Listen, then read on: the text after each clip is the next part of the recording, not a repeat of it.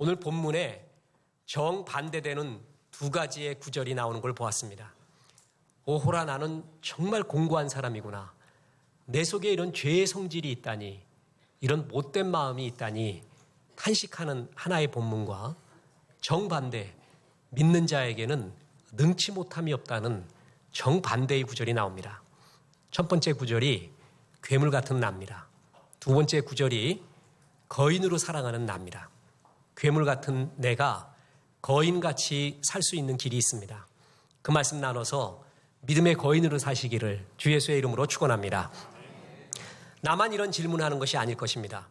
저는 자기 전에 가끔 내가 누군가 묻습니다. 내가 목사인가? 목사가 맞나? 자격이 있나? 어떨 땐 일어나서도 그런 생각을 합니다.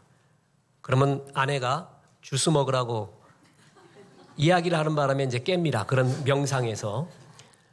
나만 생각합니까? 아무리 바빠도 아줌마가 되어도 나이 든 호호 할아버지 할머니가 되어도 내가 누군가라는 질문은 언제나 하게 됩니다. 한국 시가 100년을 맞아서 현대시가 시인협회에서 현대시 빈도사전을 낸 적이 있습니다. 시인들이 100년 동안 무슨 말을 제일 많이 했는가? 1위가 나입니다. 시인도 알고 싶었던 게 나예요. 내가 누군가. 그래서 시를 쓴 겁니다. 20세기 타임즈에서 제일 멋진 사람이 누구냐? 남들이 부러워하는 나구나 라는 걸 알게 되었습니다. 남들이 부러워하는 나, 그게 20세기의 이상적 인간형이었어요. 근데 21세기 들어서 설문조사를 했더니 달라졌습니다. 내가 만족하는 나. 남들이 나를 아무리 부러워해도 내가 기쁘지 않고 내가 환희에 차지 않으면 소용이 없다는 거예요. 내가 만족하는 나, 내가 기쁜 나. 그것은 내가 누구인가를 알면서부터입니다. 내가 누구인가를 알기 위해 인문학 책들을 많이 보잖아요. 그러면 더 헷갈려 환장할 것 같습니다. 왜냐하면 그것의 저자들도 내가 누군지 모르고 쓴 거예요. 모르는 놈이 모르는 거를 쓰고 모르는 사람이 읽으니 같이 모르는 세계에 계속 들어가는 겁니다. 계속 헤매는 거예요. 이게 무슨 말인지를 모르겠고 이 저자도 나와 똑같이 헤매고 있구나라는 걸 느낍니다. 1000개의 질문에 하나의 대답이라는 유명한 말이 있습니다. 인생은 1000개의 질문이 있어요. 근데 하나의 명확한 답이 있어요. 그게 하나님, 성경이라는 겁니다. 저는 성경을 읽으면 읽을수록 얼마나 그 명쾌한 구절, 그리고 인문학이 책에서 주지 못하는 생명의 삶을 주는지 절실하게 느끼면 느낄수록 그렇게 좋을 수가 없습니다. 내가 누구인가? 그거를 인간론이라고 합니다. 성경에서는 인간론을 크게 두 가지로 봅니다. 하나는 창조신학에서의 인간, 구원신학에서의 인간이에요. 신학을 이루는 두 개의 기둥은 창조와 구원이라는 거예요. 창조는 창세기 1장부터 3장까지 나와 있고요. 4장부터 마지막 장, 계시록 마지막 장까지가 구원에 대한 거예요. 그러니까 성경은 창조와 구원에 대한 거예요. 창조신학에서 나를 뭘로 봤느냐, 그리고 구원신학에서 나를 무엇으로 보느냐, 이게 성경이 말하는 인간론입니다. 간단히 말하겠습니다. 창조신학에서의 나는 첫째, 하나님의 형상대로 지음을 받은 존귀한 존재라는 거고, 둘째, 나는 상품이 아니라 하나님의 작품이라는 것입니다. 그리고 구원신학에서의 나는 하나님을 떠나 절대 타락에 빠진 존재라는 것입니다. 이것이 성경이 말하는 인간론의 핵심입니다. 먼저 창조신학에서의 나는 하나님의 형상대로 지음을 받은 뭐라고요? 존귀한 존재예요. 신학교에서 구약학 강의할 때 농담으로 그랬죠. 창세기 특히 강의할 때는 창세기 1, 2, 3장을 히브리어로 다 외웠습니다. 있어 보이려고. 그러다가 그게 다 소용없는 짓인 것도 알았어요. 뭘 그렇게 폼내서 뭐 하나. 요즘 1장 1절만 외우고 있습니다. 창세기 1장을 보면요. 두 가지의 핵심 단어가 나와요. 하나님이 만들었어요. 만들고 나서 뭐예요? 와야르키토부. 보시기에 좋았어요. 이게 핵심 단어예요. 또 하나가 뭐냐면 만들 때 어떻게 만들었냐면 각기 그 종류대로 만들었다는 단어가 계속 나와요. 여러분 성경 통독할 때 창세기 볼 때 그 단어에 유의해 보세요. 전부 각기 종류대로 만들었어요. 이것의 의미가 여러 가지 있지만 그 중에 큰 의미 하나는 그 모습 그대로 만들었다 이렇게 설명했었죠. 자, 수박은 뭐같이 만들었어요? 수박같이. 독수리는 뭐같이 만들었어요? 독수리같이. 그게 각기 그 종류대로 만들었다는 의미 중에 하나예요. 그런데 사람은 그 종류대로 만들지 않았다고 했어요. 사람은 뭐같이 만들었어요? 하나님같이. 다시 말합니다. 사람은 사람같이 안 만들었어요. 사람은 뭐같이 만들었어요? 하나님같이. 그래서 창세기 1장 27절에 하나님이 자기 형상, 곧 하나님의 형상대로 사람을 창조하시되 남자와 여자를 창조하시고, 사람은 사람같이 안 만들었고 하나님같이 만들었어요. 그래서 내가 누구인가를 알려면은 나를 아무리 연구해봐요. 답이 안 나와요. 거울을 보세요. 거기에 이 세상에 가장 난해한 존재가 연놈이 거기 서 있어요. 그죠? 아무리 해석해도 안 되는 게 거기에 있어요. 그런 나를 내가 연구해봐요. 답이 없습니다. 그러니까 계속 모르는 말만 해요. 하나님을 깊이 알수록 나를 알아요. 왠지 아세요? 나는 나같이 안 만들었고 뭐같이 만들었어요? 하나님같이 만들었어요. 그래서 존 칼빈이라는 종교개혁자, 장로교의 창시자는 그의 명저 기독교 강요라는 책에서요. 신론이 이만큼이에요. 신론이. 인간론 요만큼이에요. 왜 그런 줄 아세요? 하나님을 깊이 알면 인간을 아는 거예요. 인간 연구에서 답 없어요. 나는 하나님의 형상대로 지음받았기 때문에 하나님을 깊이 알수록 인간을 알게 되는 거예요. 저절로. 그래서 신론은 이만큼, 인간론 요만큼밖에 없어요. 이게 창조신학에서의 나예요. 나는 존귀한 존재. 나는 하나님의 형상대로 지음받은 존귀한 존재다. 이게 성경이 말하는 창조신학에서의 인간론이에요. 또 창조신학에서의 인간론은 나는 하나님의 걸작품이라는 것입니다. 나는 상품이 아니에요. 우리가 제일 괴로울 때가 뭐죠? 상품화 됐을 때예요. 나의 가치와 능력과 모든 존재성을 돈으로 환산해서 말할 때, 그때 얼마나 괴로워요. 그죠? 여러분, 우리들의 아이가 좋은 친구를 사귀었어요. 엄마가 물어봅니다. 야, 걔가 밝아 보이구나. 건강해 보이구나. 그래, 너하고 생각과 마음이 맞니? 이런 얘기는 거의 안 물어요. 뭘 묻냐 하면은 그 애가 몇 등 하니?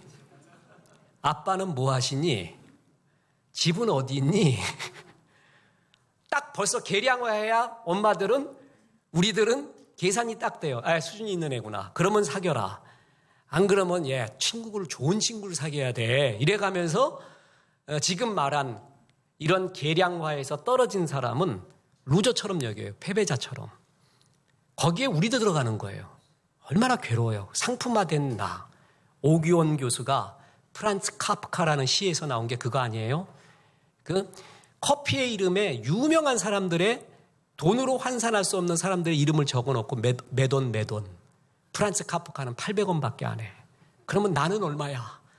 이런 가운데 시를 배우겠다고 제자와 너네 미친 세상에 시를 배우겠다고 둘이 앉아서 커피를 마신다. 프란츠 카프카. 그게 시의 끝이에요. 상품화된 내가 얼마나 괴롭습니까? 주님은 창조신학에서의 나를 상품으로 보지 말래요. 너는 하나님의 마스터피스, 걸작품이라고 합니다. 그래서 에베소서 2장 10절에 보면 우리는 그가 만드신 바라 그리스도 예수 안에서 선한 일을 위하여 지으심을 받은 자니 이 일은 하나님이 전에 예비하사 우리로 그 가운데서 행하게 하려 하심이라. 우리는 그가 만드신 바라 아우토가르 에스멘 포이에마. 아우토가르 에스멘 포이에마. 포이에마에서 뭐가 나왔다고요? 포임, 시가 나왔습니다. 시. 너는 하나님의 시래요. 이게 얼마나 멋진 말인지 모릅니다. 여러분, 베이토벤은 힙합을 못 만들어요. 그렇다고 음악가가 아니라고 말할 수 없죠. 재즈 만드는 사람이 있고요. 클래식을 만드는 사람이 또 있습니다. 우리 교회 그 박은혜 권사님 따님 김나리 집사는 정가의 대가예요. 정가가 뭐냐? 궁중음악. 하고 이렇게 딱 부르고 나면 임금님이 한 바퀴 뺑 궁궐을 돌아서 이제 다시 한번 당신의 사무실로 들어갈 때 이제 정가가 끝난대. 궁중음악이야. 그건 시장에서 안 불러요. 시장에서 뭘 불러요? 판소리를 불러요. 판소리는 판소리대로의 작품이 있고요. 정가는 정가의 작품이 있습니다. 우리 김은수 집사님은 바리톤 성악가입니다. 들을 때 환장하죠? 근데 이것만 들으면 환장하는 게 아니라 우리 문희옥 집사의 트로트 들어도 환장해. 어떨 때 막 눈물도 나고 환장해요. 여러분, 작품의 개념이 뭐냐 하면은 돈으로 상품화시킬 수 없는, 순위화시킬 수 없는 그 무엇, 그게 작품이에요. 김홍도의 작품과 신윤복의 작품을 누가 더 비싸냐, 이런 무식한 놈의 질문, 그런 것이 통하지 않는 게 작품의 개념이에요. 주님은 우리를 아우트가르 에스멘 보이에마, 하나님의 작품이라고 했어요.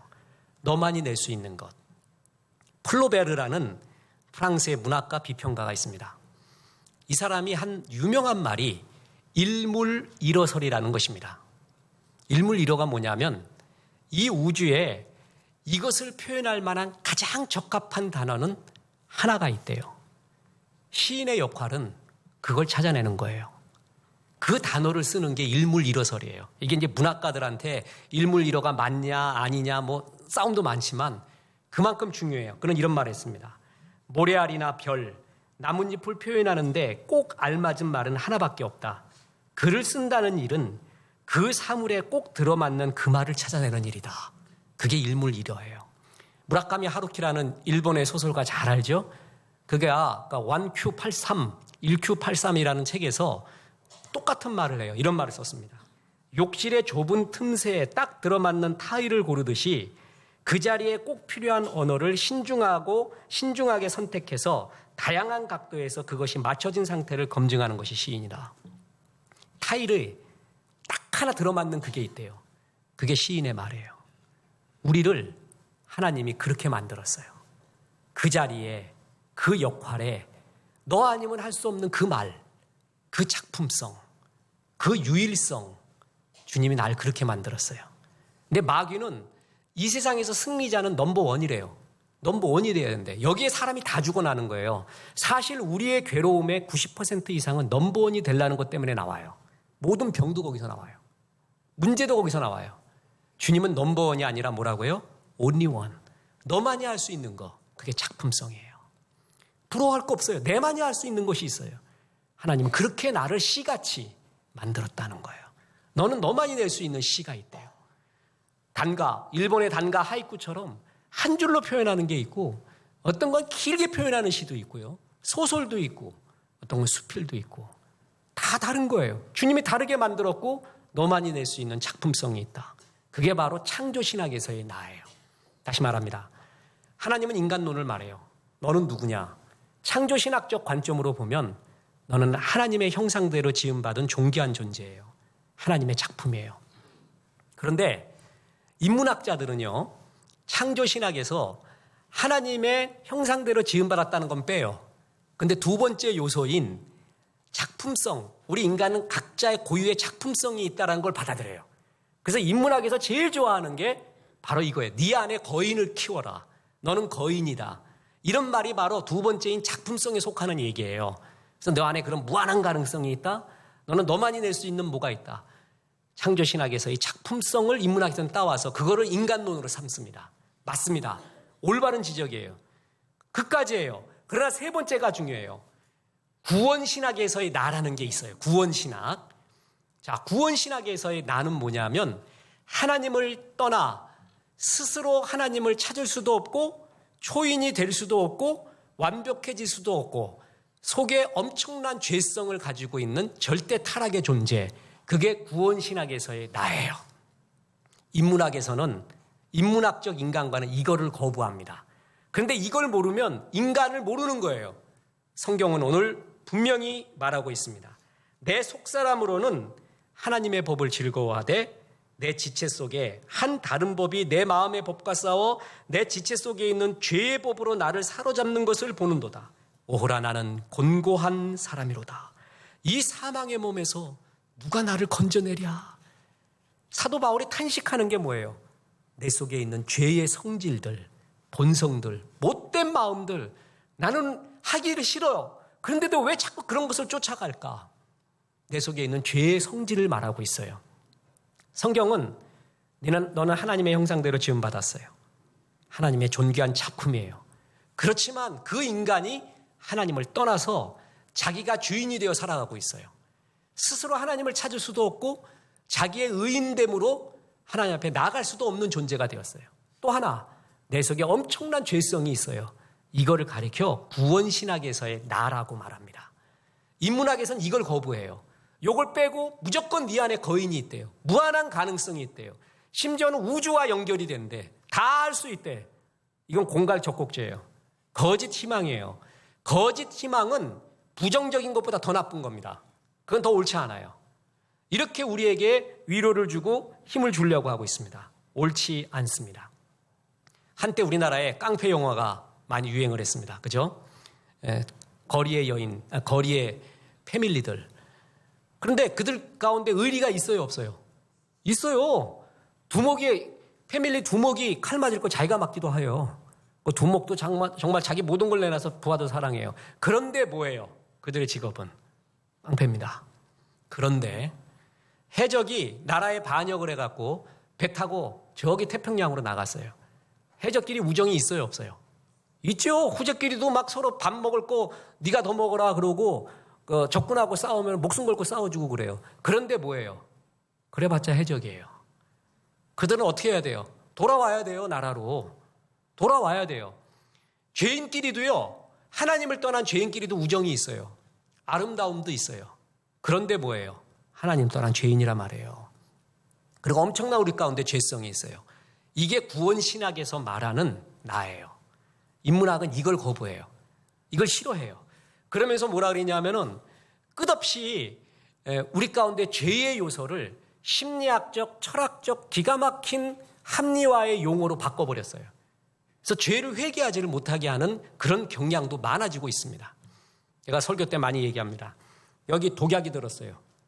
이건 독약 아니에요. 물이에요. 그래서 이건 괜찮아. 여기에 독약이 들면은 여기다 뭘 적어놔야 되죠?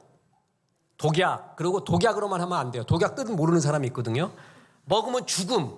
그리고 해골 그려놔야 돼요. 그러면 안 먹어요. 그죠? 근데 독약이라는 말이 너무 싫어요. 그래서 뭘 적어놨냐면 먹지 않으면 좋겠을 약. 이런 약 적어놔요. 그럼 먹을 수도 있죠. 게다가 또 있어 보이려고 어떤 한 사람이 danger라고 적어놨어요. 그랬더니 영어 짧은 놈이 읽다가 단 거로 읽어. 그래갖고 어떻게 돼요? 먹고 죽는 거야. 독약은 독약이에요. 죄는 죄고요. 지옥은 지옥입니다. 다른 걸로 치환할 수가 없어요. 여러분, 기질상에 굉장히 단점들이 있어요. 각자의 기질이 있잖아요. 혈액형의 단점들이 있어요. 인문학에서는 혈액형의 단점을 그냥 단점이래. 어쩔 수 없으니까 받아들이라 이런 식으로 말해요. 기질의 단점도 그냥 받아들이라. 네가 이해하라 이런 식으로 말해요. 그걸 별로 죄의식을 못 느끼게 해요. 그러면 되게 좋아요. 다시 말합니다. 이게 공갈적곡죄예요. 이게 거짓 희망이에요. 성경에서는 물론 뭐 혈액형 차이 있다. 기질 차이 있다. 인정할 수 있어요. 근데 기질의 단점이 있어요. 혈액형의 단점. 그 기질의 단점이 있잖아요. 그거는 극복해야 될 죄성을 의미해요. 그걸 그냥 받아들이고 합리화해서는 안 돼요. 그걸 갖고. 그러면 우리가 이제껏 죄를 범하고 난 다음에 하나도 회개할 게 없는 거예요. 전부 기질 탓이래. 이해하래 네가. 나 O형이잖아. 네가 이해해.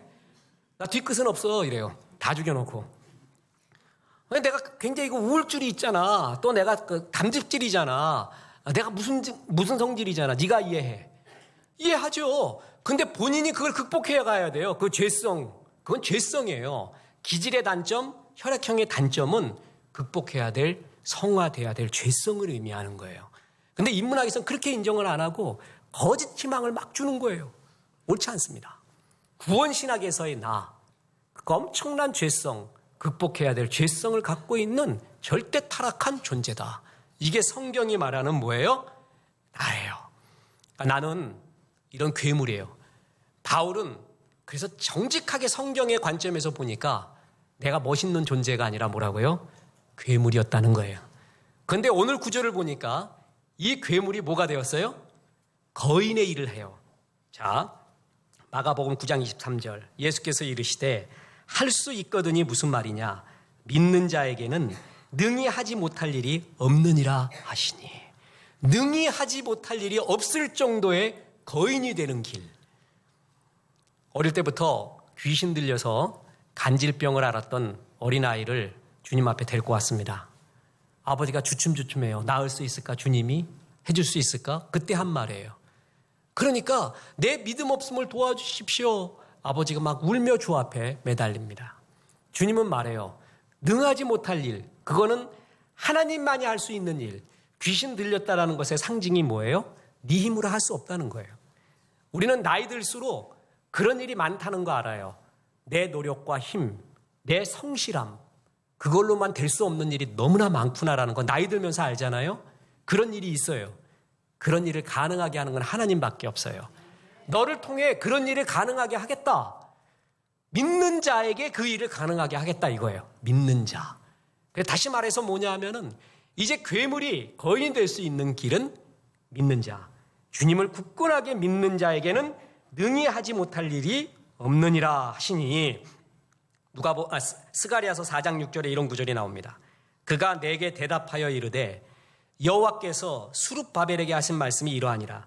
만군의 여호와께서 말씀하시되 이는 힘으로도 되지 아니하며 능력으로도 되지 아니하고 오직 나의 영으로 되느니라. 용 써봐라. 네가 네 힘과 능력으로 안 되는 일 있다. 그런데 가능하다. 누가? 하나님이 가능해요. 그 하나님의 가능한 일을 내가 받으려면 뭐가 있어야 된다고요? 믿음이라는 거예요. 그 하나님의 능력, 하나님의 힘을 받아오는 길이 바로 믿음이라는 것이에요. 믿음이 있을 때 역사해요. 여러분 성경 통독하고 있습니다. 줄을 거도 되고 안 거도 돼요. 줄을 거는 거의 장점, 내가 필 받았던 거 다시 생각나서 너무 좋아요. 단점, 그것만 봐. 그래서 때로는 줄 안 긋고 읽어야 됩니다. 요즘 줄 안 긋고 성경 보는데 사복음서에서 나는 굉장히 좀 신기한 걸 발견했어요. 내가 이게 신학적으로 맞는지 좀 검증을 해봐야겠어요. 여러분 통독하다가 혹여 발견하면 저한테 문자를 주십시오. 구약에서는요, 하나님이 역사 일으키기 전에 기억하사라는 말이 나와요. 하나님이 기억하면 그 다음에 역사 일어나요. 신약에서는 예수님이 긍휼히 여기사, 불쌍히 여기사 그러면 그 다음에 역사 일어나요. 그리고 그 다음에 주님이 하는 말이 있어요. 대부분의 경우 네 믿음대로 될지어다. 그리고 네 믿음을 보시고 그 다음에 역사가 일어나요. 믿음대로 될지어다, 믿음을 보시고 그 다음에 역사가 일어나더라고. 나는 내 기억으로는 발견하지 못한 게 너의 소망을 보고 너의 사랑을 보고 너의 인격을 보고 그 다음에 역사 일으킨 적이 없어요. 여러분 이거 발견하면 저한테 가르쳐주세요. 이 구절을. 전부 뭔지 아세요? 믿음대로 될지어다. 그의 믿음을 보고. 이게 굉장히 중요한 구절이에요. 우리가 흔히 고린도전서 13장 구절을 오해해가지고 믿음, 소망, 사랑 이 세 가지는 항상 있을 텐데 그중에 제일은 사랑이라 그래서 믿음을 제일 꼬바리로 놔요. 그게 아니에요. 여러분 믿음이 있어야 소망도 있고요. 믿음이 있어야 사랑도 있는 거예요. 믿음이 사실은 기관차예요. 기관차. 믿음이 정말 하나님과 접촉하는 길이에요. 능력을 받고 힘도 받고 위로도 받고 하나님과 접목할 수 있는 길이 뭐라고요? 그게 바로 믿음이라는 거예요. 하나님께서는 이 믿음대로 된다고 말하면서 요한일서 5장 4절에 이렇게 말해요. 무릇 하나님께로부터 난 자마다 세상을 이기느니라. 세상을 이기는 승리는 이것이니 우리의 뭐라고요? 믿음이래요. 왜 믿음 있는 자가 이기는 줄 아세요? 믿음이 하나님의 능력을 받아오는 길이라 그랬잖아요. 믿는 자에게는 능히 하지 못할 일이 없느니라. 주의 힘이 그렇게 가운데 임하기 시작하는 그 통로, 하나님의 힘을 받는 통로가 믿음이라는 통로라는 것이에요. 피터 드러커는 뭐라 그랬냐면 이 세상에서 이기는 사람은 뿌리의 힘이 강한 사람이래요. 두 가지래요. 뿌리의 힘이 강한 사람이 이기고 뿌리를 볼 줄 아는 사람이 이긴다는 거예요. 그래서 그 뿌리의 법칙이라는 게 유명하거든요. 쉽게 설명하겠습니다. 제가 지금 40분 설교를 한다고 해보세요. 1시간 설교를 한다고 해보세요. 1대 10의 원칙, 1대 100의 원칙을 말하면서 1시간 설교는 어떤 사람이 진짜 잘하느냐? 1대 10의 원칙에 의하면 10시간을 준비한 사람이 잘하는 거래요. 1대 100의 원칙에 의하면 1시간 설교하기 위해서 얼마 준비한? 100. 뿌리가 10이냐 100이냐 1000이냐에 따라 너의 퀄리티와 능력이 달라진대요. 그 사람의 힘은 어디서 나온다? 뿌리에서 나온다는 거예요. 그게 뿌리의 법칙이에요. 그리고 세상을 이기려면 세상을 진짜 움직이고 있는 뿌리가 뭔지를 봐야 된대요. 오리진, 근본. 그거 보는 놈이 이긴다는 거예요. 근데 이 세상을 움직이는 근본이 뭔지 아세요? 히브리서 11장 3절에 나와요. 보세요. 믿음으로 모든 세계가 하나님의 말씀으로 지어준 줄을 우리가 아나니 보이는 것은 나타난 것으로 된 것이 아니니라. 네가 지금 보이고 있는 현상들, 사물들은 나타난 그것만 보지 마라. 보이지 않는 것이 그 속에 뿌리가 있다는 거예요. 믿음은 그걸 보는 눈이래요. 바로 그의 구절이에요. 이 구절이. 이 세상에서 진짜 힘은 뿌리에 있는데 나타난 것에 있지 않고 뿌리에 있다는 거예요.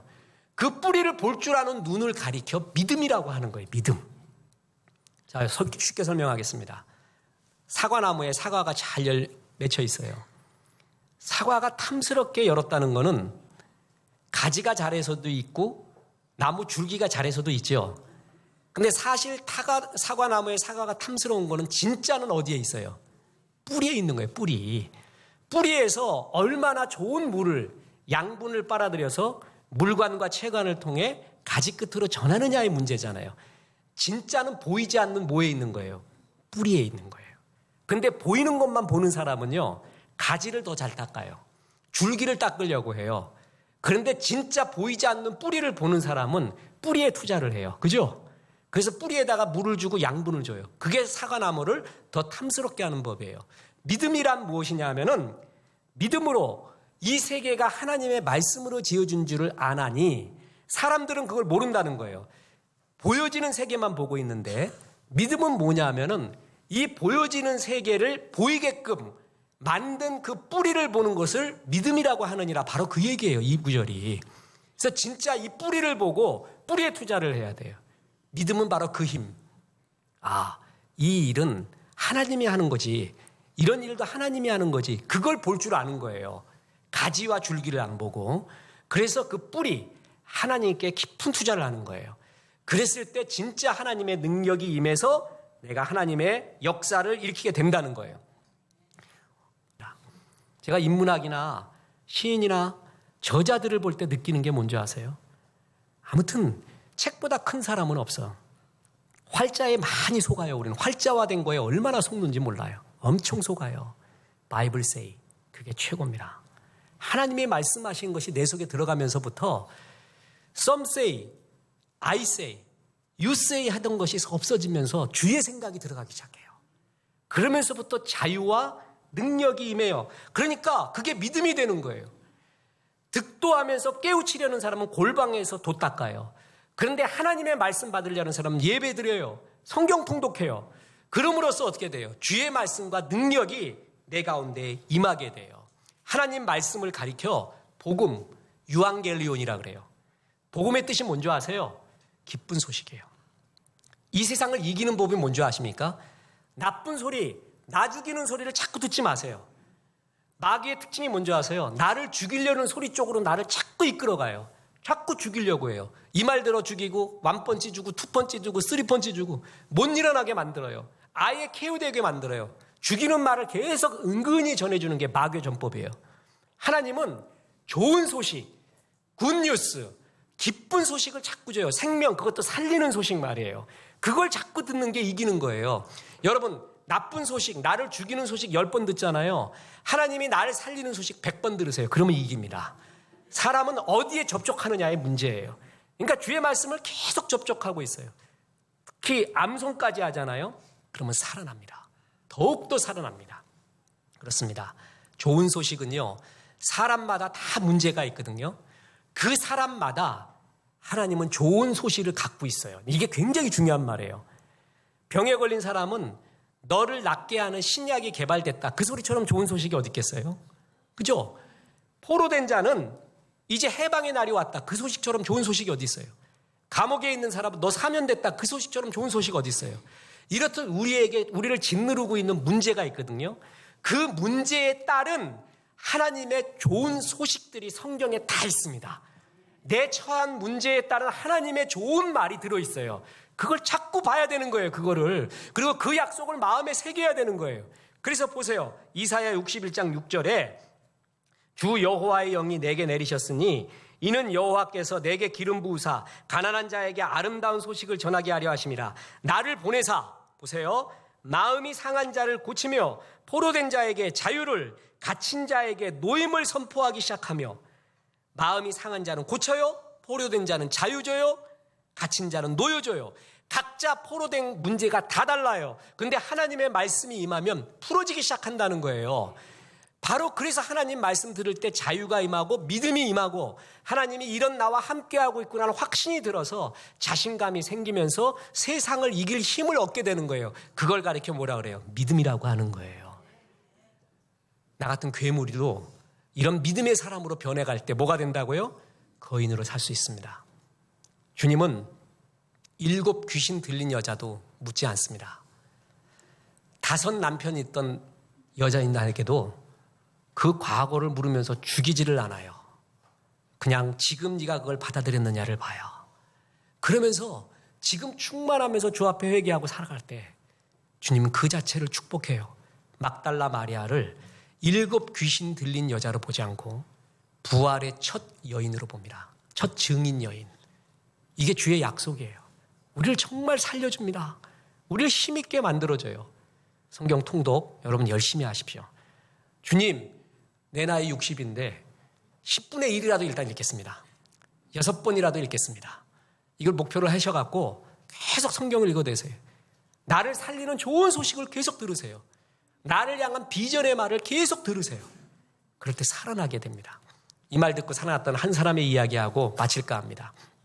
여러분, 퀴즈 드리겠습니다.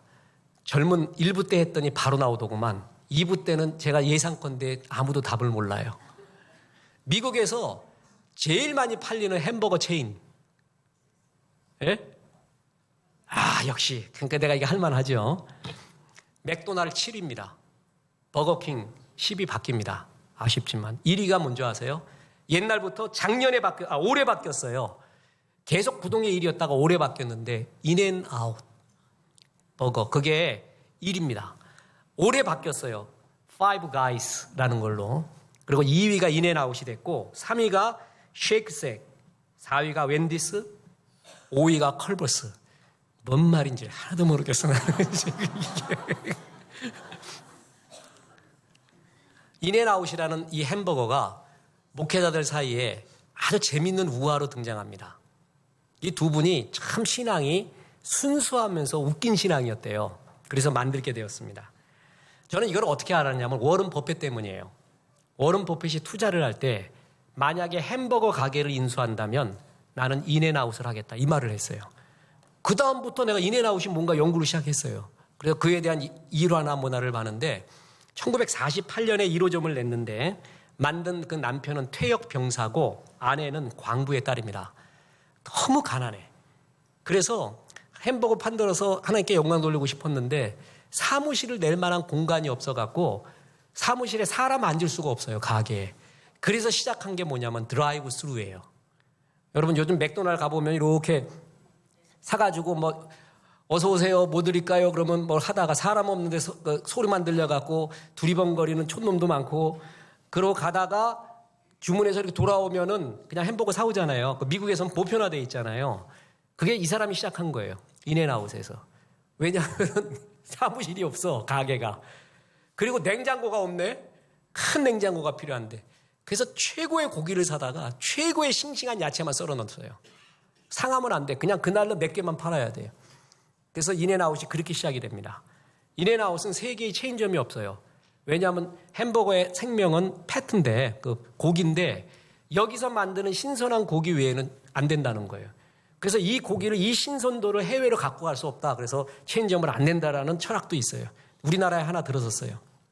어딘지 얘기하고 이러면 내가 또 선전하는 것 같아가고. 근데 먹어본 사람 제가 물어봤어요. 오늘 일부 예배 드리고 왔는데 그거 진짜 맛있어요. 그러니까 그냥 이래요. 그냥 이러더라고. 그러냐. 근데 여기서 재미난 게 뭐냐면 주님, 이 두 부부가 기도를 했습니다. 이름을 뭘로 할까요? 그랬더니 하나님이 요한복음 10장 9절을 생각나게 해주셨대요. 거기에 이렇게 나옵니다. 내가 문이니 누구든지 나로 말미암아 들어가면 구원을 얻고 또는 들어가며 나오며 꼴을 얻으리라. 들어가며 나오며 꼴을 얻으리라. 인앤아웃 거기서 나온 거야.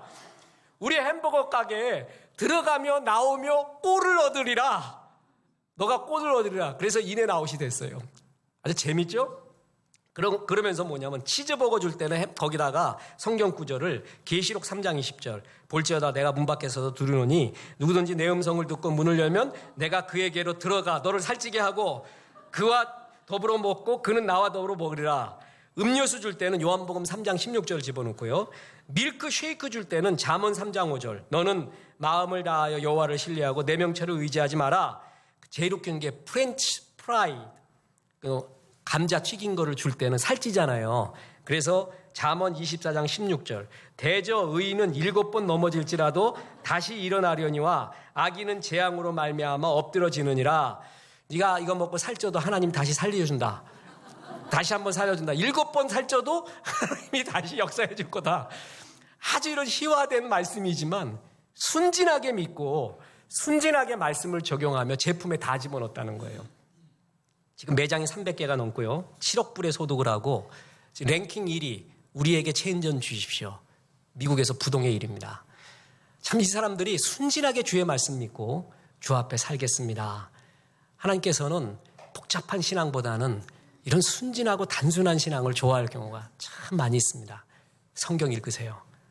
한 번 읽을 때하고 2번 읽을 때하고 생각과 능력 자체가 다르질 거예요. 3번 읽을 때 달라져요. 10번 넘어가면서부터 뭔가 지금 막 돌기 시작해요. 말씀들이. 연결이 시작돼요. 그래서 내 나이만큼 읽었다 그러면 내가 인생 잘 살았다. 내가 내 나이만큼 성경 읽었다. 얼마나 좋아요. 그때 믿음이 더 생기고 주의 능력이 임하면서 괴물 같은 내가 거인의 삶으로 변해갈 겁니다. 성경 읽고 하나님 앞에 거인 되기를 주 예수의 이름으로 축원합니다.